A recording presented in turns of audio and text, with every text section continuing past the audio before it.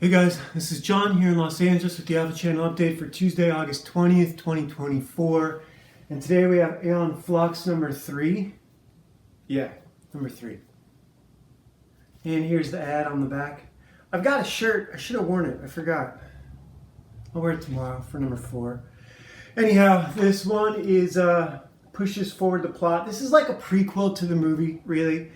I do like how much Timothy Green pushed his artwork to do sort of this Egon Schiele homage. And this was one of his early comics. He went on to do a lot of stuff after this, or maybe he did stuff before this, and I just saw it at the top of Comic Book Realm because it was Aeon. I don't know if I looked under time. Maybe he'd been around for quite a while before this, maybe I'm wrong. But this is I've never used the word journeyman work before, but this is a this is a very well-crafted comic. I mean, you know it's not his idea. You know it's not a passion project that he's been living with since he was a child or anything like that. This is something he was asked to do and given direction on. And for that, it's very functional. The storyline's decent. Basically what's happening, I should explain the story. So Oren and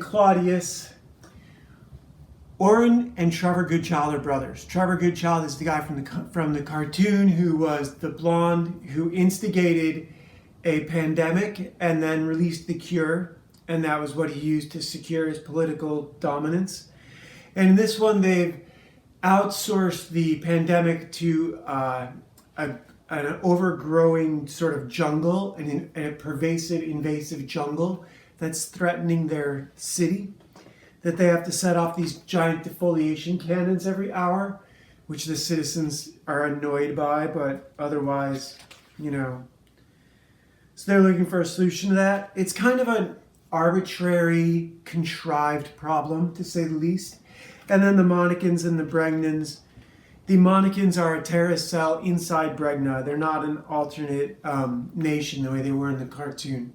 So this is Sithandra and Aeon infiltrating a facility. I should back up a little bit. And Aeon is also talking with her sister. Aeon goes on to abuse her sister's trust and just proximity, just usefulness. Really, it's a small cast. What they needed to do is make use of a small cast. It's a microcosm inside of a metropolis, like the Daily Planet would be, or Batman, the Commissioner and his Rogues Gallery, Spider-Man and the Daily Bugle.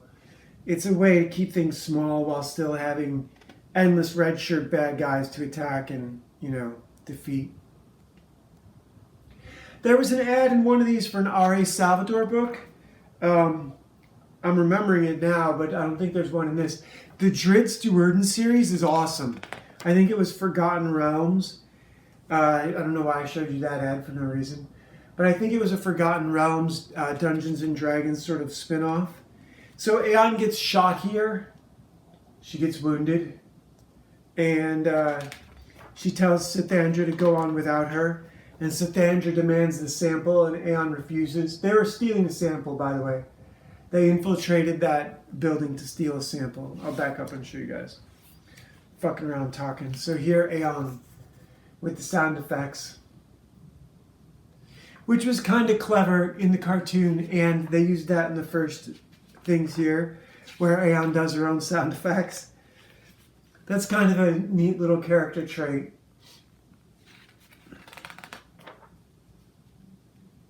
Here's Sithandra demanding this. Oh no, this is Aeon on her sister's doorstep. Help me, sister, help me. Sorry, my voice is all scratchy. I never talk. This is Aeon waking up. See, this is a great comic book artist. Like, that's an awesome... You could just draw girls... Terry Moore's Paradise and Lost doesn't get enough credit. I didn't read it enough, but it was, I don't have an excuse for why, but I could just, drawing comics of girls just living their day-to-day lives. Friend as a comic book would probably sell. if it was done well and the story was really good. I guess that's what Fable and Saga kind of are. I didn't read those either. But so this is basically the bad guys saying they're going to get back at Aeon. And Aeon's mission was successful. Did I skip that page? I showed you guys this, didn't I? So this character, I believe, is played by Frances McDormand. There is some shots where they do really look like their characters. I want to point that out too. She really does. You know, he's a very unique kind of character artist. You can see some shots where she looks like Charlize Theron. This girl looks like the actress who played her. I don't remember her name, but you can go back and check her out in the movie. There's a couple panels where she looks like Charlize. You know, I really like the way he draws. And there's this panel up here. Let me go back, where the one girl is like ducking down behind cover. That really looks like the actress who played her. They just didn't color her with the darker skin tone. And in terms of all my, edgelord racism, which is really kind of all it is, I don't hate anyone because they were born of a certain skin color. I don't respect, how do you say this? There's not a lot of respectful things about a lot of American pseudo cultures, but I did see a clip on X the other day, and I think it had been on TikTok originally. A guy who was out with a sign, there's no other way to say this, but begging, asking for change. He needed help. He needed a ticket to Portland, Maine.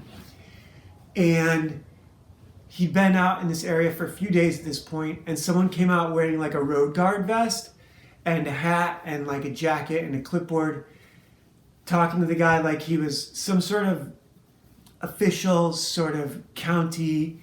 He wasn't a cop. But the way things are nowadays, small towns, it might be okay for someone to come out and give you a ticket.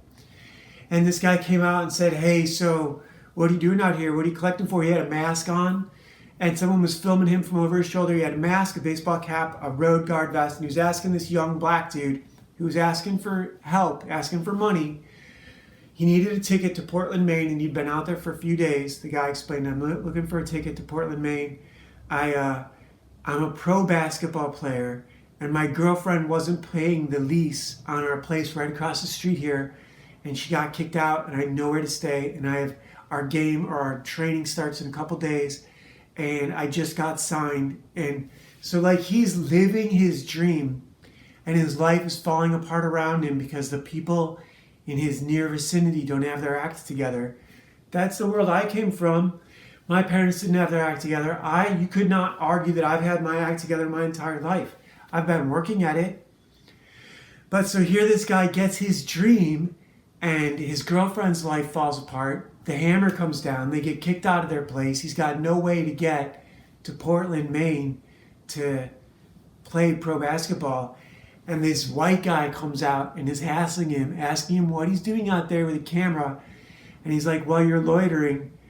And they, 3 days, they sent me out here. "We've got to give you this $500 ticket. We've got this $500 ticket for you. You have to take it." And the guy's like freaking out, like, "You kidding me? Really on top of everything that's coming down on me, this is what you're going to do to me?" And he takes the envelope and he opens it. And it's a plane ticket. It was so cool. That's just awesome. Like, I'm really close to getting a hold of how to make really good money with crypto. And I know a lot of people who have. I know some guys who've done really well. And I've gotten scammed a couple times, which is frustrating. But I've also learned how to do it myself now. And I'm in a group that's recommending really good, like, buys and everything like that. So, man, it was emotional to watch. It was emotional to watch this guy get everything he's been working for. I'm really lucky that I'm in a situation where I don't have to ask for help. I'm out here just showing you guys that I've already done it. I don't have the money yet, but the work's already been done. So for me, this is like, it's a little bit of a victory lap. I'm looking at these people's comics because I want to see what I would do differently, what I would do the same.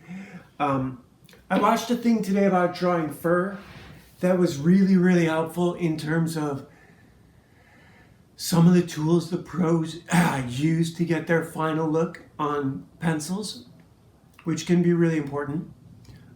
Sorry. It was really emotional to watch this guy get his dreams come true. Like, and it was weird how they punked him first. You know what I mean? I don't know if I would have done that. I don't know if I would have filmed it.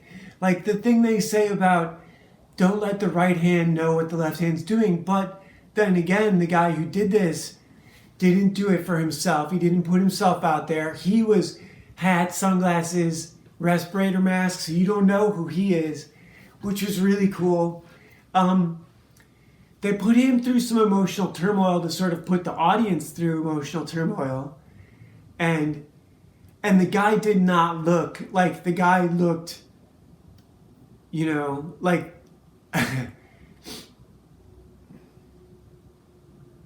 man, it was a good clip. It was a really good clip. I don't remember where he was, but yeah, I don't know I don't know what to say about it. But today we do have a Yggdrasil card, and I will show that off. This is the box. If you guys see that clip, you'll know exactly what I'm talking about. You'll know exactly what I'm talking about. And this one is Gersemi and Nos. Gerseni and Nos. Beauty, design, and it's so hard to read without my glasses. Treasure, beauty, and design.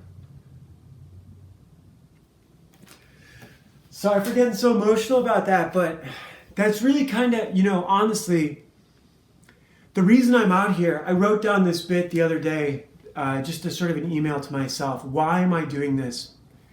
Fiction saved my life. For some people, it was skateboarding. You know, they found community and friends through skating. It was fiction. There was nowhere to skate in the middle of winter in Illinois, northern Illinois. And I escaped through books. And I followed my dad's example. My dad read fiction a lot. He was a tradesman. He was an electrician. He wasn't a lawyer or anything like that. But he was a smart guy. And he read a lot, read all his life. And so I learned that fiction can be a good way to deal with frustrating circumstances that you sometimes just have to go through. There's a lot in life you just have to, you know, rub some dirt on it and suck it up. And yeah, so yeah, I don't know. I don't have a lot to say today. Good example of rub some dirt on it.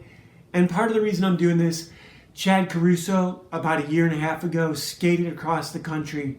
Took him about 57 days, 8 to 10 hours of skating a day. His goal was 50 miles a day. On some of it, very dangerous roads. He fell down a bunch of times. He had no support staff. He just did it on a little bit of money and one hotel to the next. Every night, reach the next hotel. And yeah, that's inspiration, you know. If he can skate across country, I can write a novel. I've written 2 now. I'm working on my 3rd. I think the 3rd is going to be a comic book series, but I don't know how it's going to happen yet. I'm not up to it in terms of drawing that sort of speed. Even if I had everything handled, and I still have to have a day job right now, it would take me, my first couple issues, we're going to do Johnny the Homicidal Maniac in a little bit. I'm going to finish Aeon. We have the last God Country. Hopefully by then I'll have issues 6 and 7 of the Johnny the Homicidal Maniac. I only have 1 through 5. So then we'll probably be back in Conan for a little while. I am seeing and learning a lot. This is good for me. I hope you guys are putting up with it. But anyhow, look, in terms of drama going on, so like a couple days ago I saw a black guy stab a white guy sleeping in a laundromat. And here I just saw a black guy desperate in need for his, plane ticket to Portland, Maine to play pro ball. So what right do I have to judge a man before his time is up? You know what I mean? God doesn't judge anyone until they're dead, so why would I judge anyone before that? But that said, there are people who out there who hate you because of your skin color. So be aware. Some guy this morning got shot in the back of the head at a Reseda gas station at 6 in the morning doing his morning fill-up on the way to work. No reason. Pedestrian walked up, shot him, kept walking. Or I guess ran off. Shit is getting crazy. 18-year-olds involved in hit and runs. I've seen a couple of those in the past few days. 18-year-olds shot that General Hospital actor who was doing part-time bartending downtown. They were stealing his catalytic converter, and he walked up on him, and they shot him. 4 kids got arrested for that. 18, 19, and like 21. I had an issue on the freeway where some stupid kids, it was completely stopped traffic, and kids started throwing coins at my car. And I got out, and they wanted to fight me. But then when I went to fight them, they started screaming about, I'm only 17. If you hit me, you'll go to jail. I would have hit them too, but traffic started moving. Shit is getting crazy. Don't go to jail for beating up a minor, but at the same time, you got to put these monsters in their place. I saw them just destroy some dude's car. A gang of like 30 kids on bicycles just tore up some guy's car like a week ago in downtown LA. I guess he cut one of them off, then they splashed him with a water bottle, and then he stopped like 2 blocks away. So he did like 3 stupid things. One, he like got too close to one of them. I've seen this gang before when I was driving regularly. I'm sure it's not the same kids at this point. It's just any group of kids. But yeah, so first off, he got in their face. Second off, he stopped close by them. That was 2 big mistakes on his part. Just let the water bottle go. You know what I mean? It's not the end of the world. So yeah, I don't know. It's a crazy world out there. Shit's only going to get crazier. See you guys tomorrow. Bye.